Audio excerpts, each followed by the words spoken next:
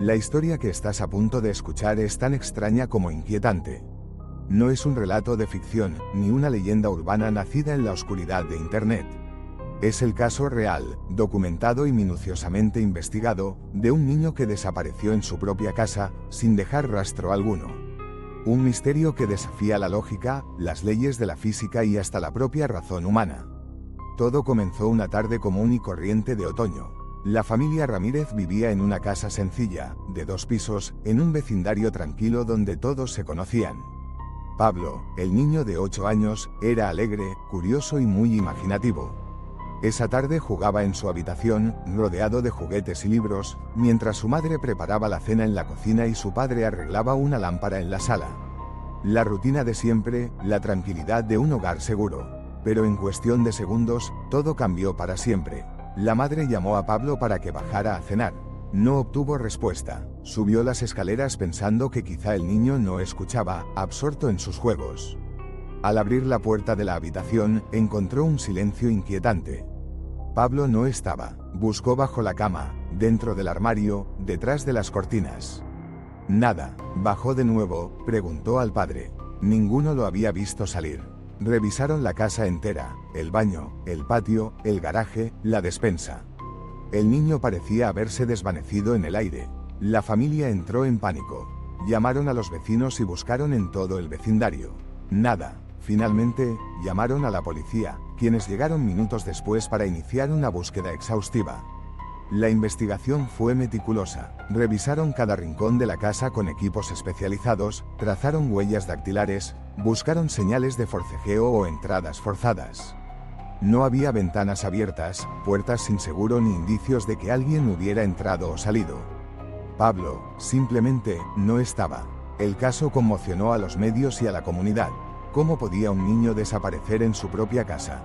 Los expertos en criminología se mostraron perplejos. No era un caso de fuga, ni existían pruebas de secuestro. Los padres fueron interrogados, pero no había evidencia que los vinculara con la desaparición. Pasaron los días, luego las semanas, y Pablo seguía sin aparecer. Las teorías no tardaron en surgir. Algunos hablaban de un secuestro perfectamente planeado, con alguien oculto en la casa o capaz de entrar y salir sin dejar huella. Otros especulaban sobre la posibilidad de un accidente doméstico, una caída en un hueco secreto, aunque la casa era sencilla y no tenía sótanos ni pasadizos ocultos. Los más supersticiosos incluso mencionaron fenómenos paranormales, portales a otras dimensiones o desapariciones inexplicables. La policía decidió regresar al punto de inicio, la habitación de Pablo. Revisaron meticulosamente cada objeto, cada tabla del suelo, cada centímetro de pared. Usaron cámaras térmicas e instrumentos para detectar cavidades ocultas. Nada. El cuarto era completamente normal. Sin embargo, un detective notó algo peculiar, una pequeña hendidura detrás de una estantería. Movieron los muebles y, para sorpresa de todos, hallaron una tapa de madera apenas visible, cubierta por la alfombra. Era una especie de trampilla, diminuta, que no figuraba en los planos de la casa. La abrieron con sumo cuidado. Debajo había un pequeño hueco, apenas lo suficientemente grande para que un niño pudiera deslizarse. Pero el hueco estaba vacío, sin rastros de Pablo, ni siquiera su ropa o algún juguete. Solo polvo y telarañas. La familia juró no saber de la existencia de esa trampilla. Los antiguos dueños de la casa tampoco recordaban nada al respecto. Se investigó la historia de la vivienda, pero no se halló nada relevante. La policía continuó la búsqueda, ahora en los alrededores de la casa, en las alcantarillas, en los bosques vecinos, pero Pablo seguía sin aparecer. A medida que pasaban los meses, el caso se fue enfriando. Las pruebas se agotaron, los testigos dejaron de recordar detalles y la familia cayó en una tristeza profunda. Sin embargo, la comunidad seguía intrigada. ¿Qué había pasado realmente con Pablo? ¿Podía un niño desaparecer sin dejar rastro? En medio de la desesperación, la madre decidió acudir a un investigador privado. Este hombre, conocido por resolver casos imposibles, revisó toda la documentación, interrogó de nuevo a los padres y vecinos, y volvió a inspeccionar la casa.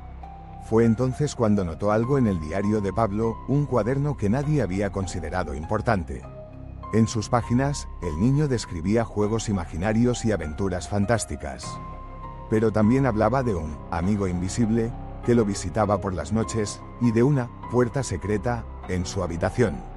Para muchos, solo era el producto de la imaginación infantil. Pero el investigador no descartó nada.